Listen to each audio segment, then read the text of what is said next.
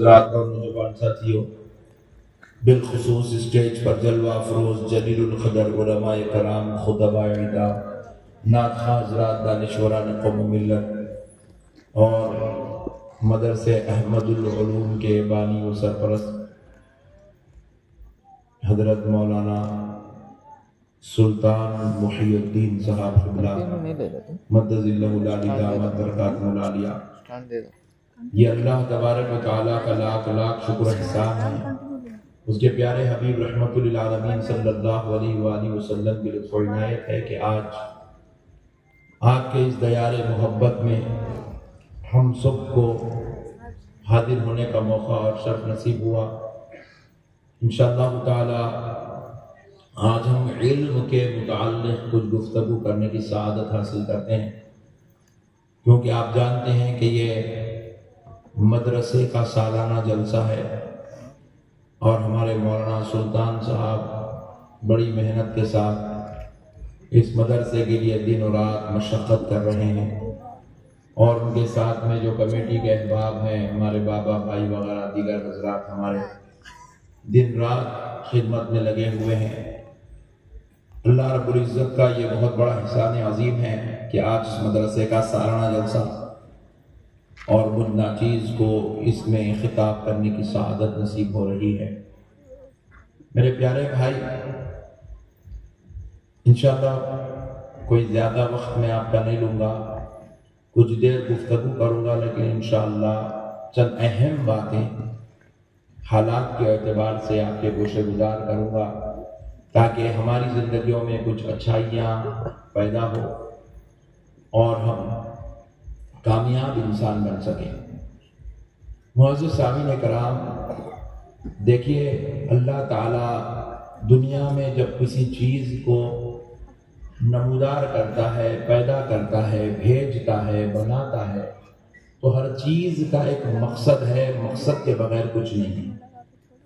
اللہ نے ہوا بنایا ہے، ہوا کے ذریعے سے آج پوری دنیا کے اندر اربوں خربوں انسان سانسیں لے رہے ہیں۔ اگر ہوا بند ہو جائے تو ایک ہی منٹ کے اندر، 2 منٹ کے اندر پوری کائنات کا نظام درم برم ہو جائے۔ اللہ نے لائٹ بنایا ہے، لائٹ کا جو نظام ہوا ہے آپ اندازہ کیجئے، یہ جو کیا نظام ہے، پہلے تو یہ لائٹیں تھی نہیں، یہ بجلی تھی نہیں، یہ کرنٹ تھا نہیں، اللہ نے ایک ایسا بلب لگایا تھا جو رات ہوتی تو پوری دنیا کو روشن کر دیتا تھا اپنی چاندنی کے ذریعے۔ اس بلب کا نام چاند ہے۔ سبحان اللہ، اللہ کا نظام ہے۔ دیکھو اب بندے کیا کریں، اور زیادہ روشنی ہونا بلکہ نئے نئے چیزیں ایجاد کریں۔ اب اس کا مقصد کیا ہے ایجاد کرنے کا؟ اب اس کا مقصد ہے کہ بھائی رات میں بندوں کو اندھیرے میں راستہ دکھے۔ اب تک پہلے گھروں میں چلتا تھا، اب گاڑیوں میں بھی لگا دیے گئے، ہاتھوں میں بھی بیٹری ٹارچ کے ٹائپ میں دے دی گئی۔ انسان کیا کرتا ہے، رات کے اندھیروں میں، جنگلوں میں، بیابانوں میں، راستوں میں، محلوں میں، گھروں میں اس لائٹ کا استعمال کرتا ہے۔ تو اس کا مقصد ہے کہ جب اندھیرا ہو تو اجالے کے لیے اس لائٹ کا استعمال کیا جائے۔ اللہ نے زمین سے اناج اگایا، ہما قسم کے اناج ہے، چاول ہے، گیہوں ہے، شکر ہے، دھان ہے، جواری ہے، دالیں ہیں۔ اللہ نے یہ سب کیوں اگایا؟ تاکہ بندہ اس کے ذریعے اپنی روزی اور رزق کا انتظام کر لے اور اس کو جو ہے صحت اور توانائی ملتے رہے اور وہ کامیابی کے ساتھ زندگی گزارے۔ اب ایسے سینکڑوں مثالیں ہیں۔ پانی بھی ہے، ایک مقصد کے تحت پیدا ہوا ہے، ہوائیں ایک مقصد کے تحت ہے، جھاڑ ایک مقصد کے تحت ہے، زمین ایک مقصد کے تحت، پہاڑ یہ اب آپ بول رہے ہیں کہ ارے بھائی اتنا بڑا علاقہ خالی پہاڑوں سے بڑا ہوا ہے، بلکہ آپ نہیں بول سکتے وہ پہاڑ ہے، بلکہ اپنا وہاں سکون سے زندگی گزار رہے ہیں۔ جن علاقوں میں پہاڑ نہیں ہوتا نہیں، اب جاپان میں دیکھو جا کے پہاڑ نیم کریں، ہر 2 سال میں، 4 سال میں، 8 سال میں، 10 سال میں ایسے خطرناک زلزلے آتے ہیں، پوری زندگیاں تباہ و تاراج ہو جاتی، پھر سے اللہ نئی زندگی بناتے، پھر سے نئے تعمیرات کرتے ہیں۔ تو آپ کو اندازہ ہونا چاہیے اللہ نے جو پہاڑ بنائے ہیں زلزلوں کو کنٹرول کرنے کے لیے، نظام قدرت کو جو ہے اللہ رب العزت نے بہتر سے بہتر کرنے کے لیے ایک چیز کو بنا، ہر چیز کا ایک مقصد ہے۔ لیکن اب آپ ذرا یہ غور کریے، انسان کے پیدا کرنے کا مقصد کیا ہے؟ یہ بہت بڑی بات میں آپ سے عرض کرنے جا رہا ہوں. آپ پہلے اس پہ غور تو کریے. ہم نے کہیں کو پیدا کرے اللہ گھٹ کے کھانے کے واسطے پیدا کرے. اللہ ہمارے کو جو ہے عشق کرنے کے واسطے پیدا کرے. نہ خوب مرغیاں پکاتے جاؤ, کھاتے جاؤ, لگانا لیتے جاؤ, پیٹا ایسے اڑے اڑے کر لو. چلے تو چلنا نہیں آنا, بیٹھے تو بیٹھنا نہیں آنا, اٹھے تو اٹھنا نہیں آنا, سانس کھلنا چلے. کتا پیچھے پڑ گیا تو ڈنڈا لے کے مارنا مگر 4 قدم بھاگ نہیں سکنا. اللہ ہم اس لیے پیدا کرے. کیا مقصد ہے ہمارے پیدا کرنے کا؟ مقصد پہ غور کرو مسلمانوں. بیوی شوہر لڑ لیتے رہو, مار لیتے رہو, لڑ لیتے رہو, مار لیتے رہو, دونوں مل کے ایک دوسرے کو مارو, ڈولی کیس کرو, تم ان کو جو ہے جوتے لے کے مارو, بیلٹا لے کے مارو. اس لیے اللہ بیوی شوہر کا نظام بنا ہے. اللہ تعالیٰ اسی لیے یہ بچوں کو پیدا کرنے کا نظام بنا ہے. پیدا کرتے جاؤ, گودن کے گلیوں میں چھوڑتے جاؤ, آوارہ بناتے جاؤ. کھیلنے گوٹیاں کھیلنے والے گودن میں کم ہو گئے, بیٹ بال کھیلنے والے کم ہو گئے, کبڈی کھیلنے والے کم ہو گئے, ناچنے والے کم ہو گئے, ڈی جے پہ جو ہے ڈانس کرنے والے کم ہو گئے. لہٰذا تم اور 4 بچوں کو پیدا کرو, گودن کی گلیوں میں چھوڑو. یہ مقصد ہے پیدا کرنے کا. آپ مقصد کو سمجھیے. ہر چیز کا ایک مقصد ہے, اور جب انسان اپنے مقصد کے مطابق وہ کام نہیں کرتا تو وہ چیز کا دنیا میں آنا اور ہونا دونوں بیکار ہو جاتا. دونوں بیکار ہو جاتا. اب یہ لائٹ ہے, کسی صاحب کے پاس گھر میں رکھی نہیں ہے, انہوں لائٹ کھولتے نہیں, اس کا استعمال کرتے نہیں, تو پھر لائٹ لیا کہیں پورے بڑے بڑے. بات سمجھ رہے ہیں؟ بودل میں ایک صاحب کیا کرے, گاڑی خرید کے لائے, گھر کے سامنے رکھ دی, کور اڑا کے, نوکری کو پیدل جا رہا, دعوت میں پیدل جا رہا, گاڑی لیا گئی پورے ہولے. آپ بات سمجھ رہے ہیں؟ مقصد ہے, ہر چیز کا ایک مقصد ہے. ہر چیز کا ایک مقصد ہے. ایک آدمی کا نے کپڑے ہیں ماشاءاللہ, اچھے اچھے کپڑے, بہترین کپڑے, پہن رہا ہی نہیں, لنگی بس پہن رہا نکل جا رہا. کیوں خریدا یہ کپڑے؟ 4-4 ہزار, 6-6 ہزار, 8-8 ہزار کا ڈریس کیوں خریدا جب تو لنگی والی پہننے والا تھا؟ مقصد کو سمجھو مسلمانوں. آج مسلمان پوری دنیا میں ذلیل ہونے کی وجہ یہی ہے.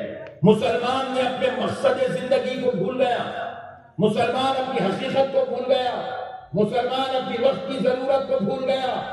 جس طرح اگر چیزیں ہونے کے بعد ان کا استعمال نہ کیا جائے تو وہ چیزوں کا ہونا بندے کے لیے ناشکری کا سبب بن جاتا ہے. اگر اس کا استعمال نہ کیا جائے تو وہ چیزیں ہونا اور نہ ہونا دونوں برابر ہے, اور ناشکرے میں بندوں کا شمار ہوتا ہے. تو اسی طرح مسلمانوں, اللہ نے تمہیں زندگی دی ہے, اللہ نے تمہیں جوانیاں دی ہے, اللہ نے تمہیں بیویاں دی ہے, اللہ نے تمہیں ماں باپ دیے ہیں, اللہ نے تمہیں اولاد دی ہے. پہلے اس کے مقصد کو پہچانو. اللہ نے یہ کیوں دیا, کیا مقصد ہے؟ کیا کچھ خواہشات کی تکمیل کے لیے اولاد کو پیدا کیا جاتا ہے؟ کیا خواہشات کی تکمیل کے لیے شادی والا رشتہ بنایا جاتا ہے؟ کیا خواہشات کی تکمیل کے لیے انسان اپنی زندگی عیاشی میں گزارتا ہے؟ جواب میرا نہیں. ماں باپ کے ہونے کا بھی ایک مقصد ہے, بیوی کے ہونے کا ایک مقصد ہے, اولاد کے ہونے کا ایک مقصد ہے, انسان ہونے کا ایک مقصد ہے. مسلمانوں اس مقصد کو پہچانو, سوچو مقصد کیا ہے. تمام مقاصد کو پھر میں آپ کو تفصیل سے بیان کروں, لیکن پہلے ایک مسئلہ سمجھو, ہم کیوں پیدا ہوئے ہیں, ہمارے پیدا ہونے کا مقصد کیا ہے. میرے بھائیوں, اللہ تبارک و تعالیٰ نے انسان کو تنہا کر کے پیدا نہیں کیا, انسان کو اکیلا پیدا نہیں کیا. انسان اگر کوئی, آپ دیکھو اللہ نے کیسا نظام بنایا. ہم کو اللہ بودھن میں رکھا ہے, جنگل میں نہیں رکھا, لوگوں کے بیچ میں رکھا. کیا رکھا بولو بھائی؟ لوگوں کے, بولیے ذرا بولیے, لوگوں کے جا کے جنگ کو اب تک ایک گھوڑا ملا, آپ کو جا کے جنگل میں رہ جاتا ہوں. میری بیوی میرے بچے ماما جنگل میں رہے تو دیکھتے ملا. اتنا جنگل نہیں, اتنا بڑے جنگل آئے ہیں, 200 کا زمین کو لڑ کے مر جا رہا, مگر وہ پھوکٹ میں دے رہے تو بھی نہیں جا رہا. وجہ کیا ہے؟ کیونکہ اللہ انسان کو تنہائی میں رہنے کے لیے پیدا نہیں کرا, لوگوں کے بیچ میں رہنے کے لیے پیدا کرا. ہم پوچھے اللہ تو ہمیں لوگوں کے بیچ میں کیوں رکھتا ہے؟ ہمارے ذہن میں ایسی بات کیوں نہیں آتی, ہمارے دماغ میں یہ بات کیوں نہیں آتی کہ میں گودم چھوڑ دوں گا, جا کے کسی جنگل میں رہ جاؤں گا؟ کیوں نہیں آتی ہمارے بیچ میں یہ بات؟ اس لیے نہیں آتی کیونکہ اللہ رب العزت نے تمہیں زندگی تنہا گزارنے کے لیے پیدا نہیں کیا.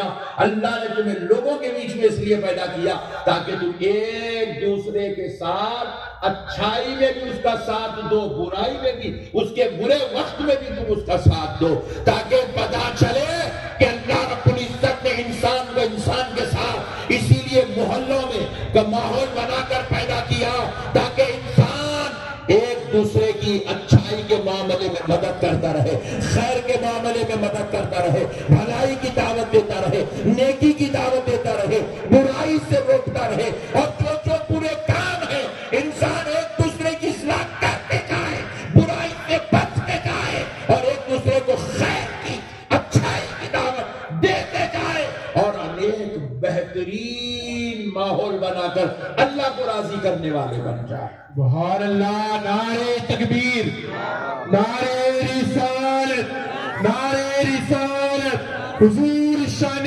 دکن، فیضان حضور شان دکن۔ میرے پیارے دوستو، اسی لیے اللہ نے اچھا معاشرہ بنانے کے لیے، اچھی سوسائٹی بنانے کے لیے، اچھا نظام زندگی بنانے کے لیے اللہ رب العزت نے انسان کو ایک بہترین نعمت دی۔ اس نعمت کا نام ہے علم۔ پیسے سے معاشرہ اچھا نہیں بنتا، پیسے سے معاشرہ اچھا نہیں بنتا،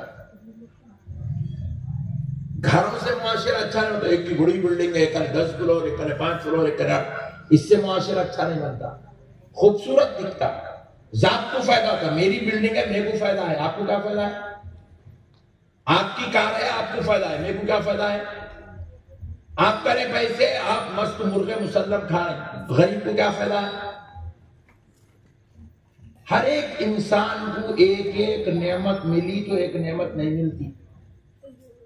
ہر ایک آدمی کروڑ پتی نہیں ہوتا، ہر آدمی لکھ پتی نہیں ہوتا، ہر آدمی موٹر نشین نہیں ہوتا، ہر آدمی جو ہے بنگلے والا نہیں ہوتا۔ لیکن اللہ نے ایک ایسی نعمت بنائی ہے، خدا کی قسم، جس کو غریب بھی حاصل کر سکتا ہے، امیر بھی حاصل کر سکتا ہے، راجا بھی حاصل کر سکتا ہے، پرجا بھی حاصل کر سکتی ہے، فقیر بھی حاصل کر سکتا ہے، مرد بھی حاصل کر سکتا ہے، عورت بھی حاصل کر سکتی ہے، بچے بھی حاصل کر سکتے ہیں، خبر میں جانے تک بوڑھا بھی حاصل کر سکتا ہے۔ اس چیز کا نام علم ہے۔ سبحان اللہ۔ اس میں کوئی امیر غریب کی کیٹیگری بولیے بولیے، کسی امیر کو کوئی علم لینے سے نہیں روک سکتا، کسی غریب کو کوئی علم لینے سے نہیں روک سکتا، ہر کسی فقیر کو کوئی علم لینے سے نہیں روک سکتا۔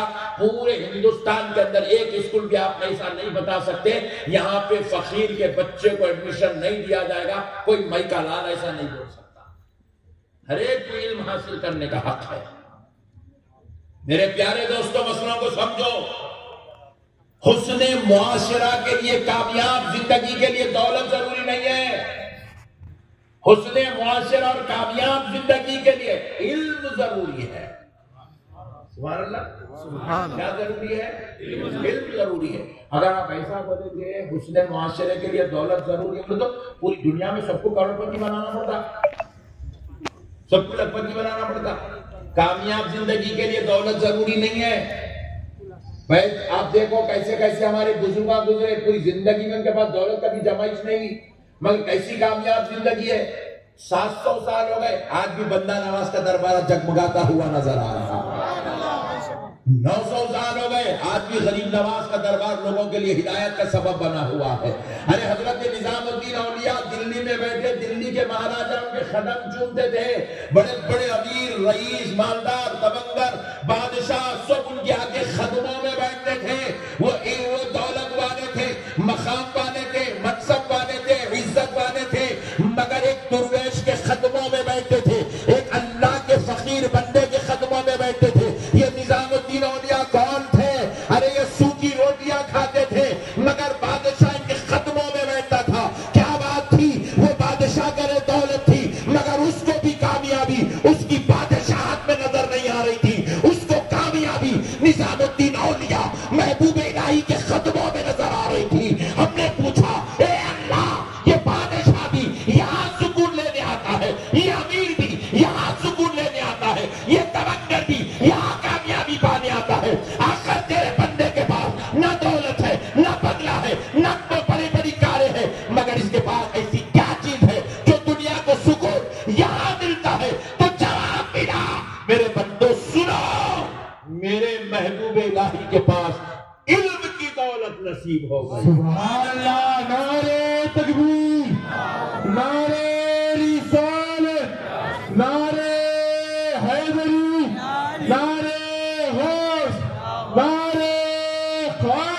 میرے بھائیوں علم کی اہمیت کو سمجھو.